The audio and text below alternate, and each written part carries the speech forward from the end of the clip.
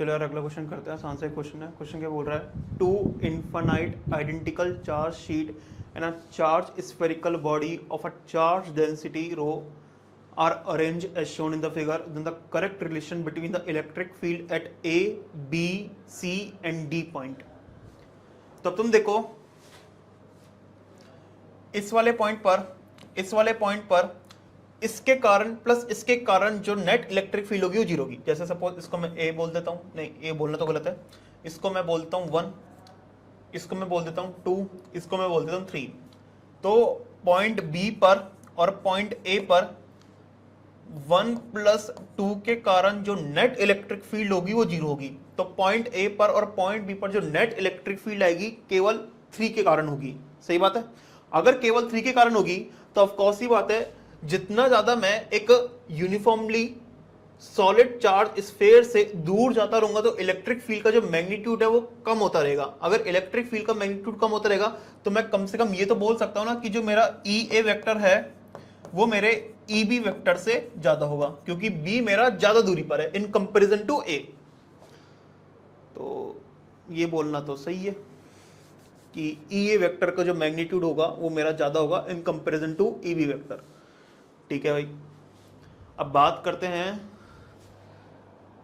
तो ये जो आ रहा है ना, तो थर्ड ऑप्शन तो एलिमिनेट हो गया ऑटोमेटिकली और फोर्थ ऑप्शन भी एलिमिनेट हो गया। अब बात करते हैं फर्स्ट ऑप्शन और सेकंड ऑप्शन की। तो इनमें क्या बोल रहा है, सी और डी पर मेरे को इलेक्ट्रिक फील्ड कंपेयर करनी है। अब तुम देखो सी पॉइंट और डी पॉइंट पर जो मेरी इलेक्ट्रिक फील्ड होगी 1 + 2 के कारण वो सेम ही होगी।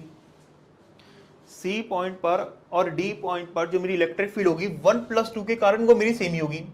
ठीक है। और थर्ड के कारण जो मेरी इलेक्ट्रिक फील्ड है वो इस वाले पॉइंट पर ज्यादा होगी इन कंपैरिजन टू ये वाले पॉइंट।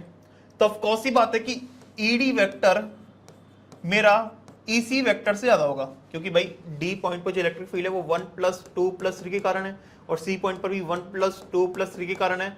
अब 1 + 2 के कारण तो दोनों पॉइंट्स पर सेम है, तो अल्टीमेटली 3 डिसाइड करेगा नहीं कौन से इलेक्ट्रिक फील्ड का मैग्नीट्यूड ज्यादा होगा। तो ऑफ कोर्स ही बात है कि डी पॉइंट पर जो इलेक्ट्रिक फील्ड का मैग्नीट्यूड है वो ज्यादा होगा इन कंपैरिजन टू सी वाले पॉइंट के। और ऑफ कोर्स ही बात है, तुम देख सकते हो 1 + 2 के कारण जो इलेक्ट्रिक फील्ड होगी ना डी पॉइंट पर वो इस तरफ ही होगी और इसके कारण भी इस तरफ ही होगी, तो बेसिकली एड ऑन हो जाएगा। और सी वाले पॉइंट पर इसके और इसके कारण भी इस तरफ होगी और इसके कारण भी इस तरफ होगी। ठीक है, वो भी एड ऑन हो जाएगा। तो ईडी वेक्टर मेरा ईसी वेक्टर से बड़ा होगा।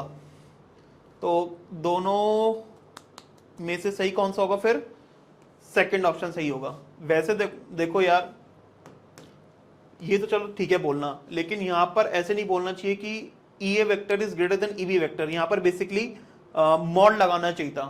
अपन कभी भी दो वेक्टर को कंपेयर नहीं कर सकते, उनके मैग्नीट्यूड को कंपेयर कर सकते हैं।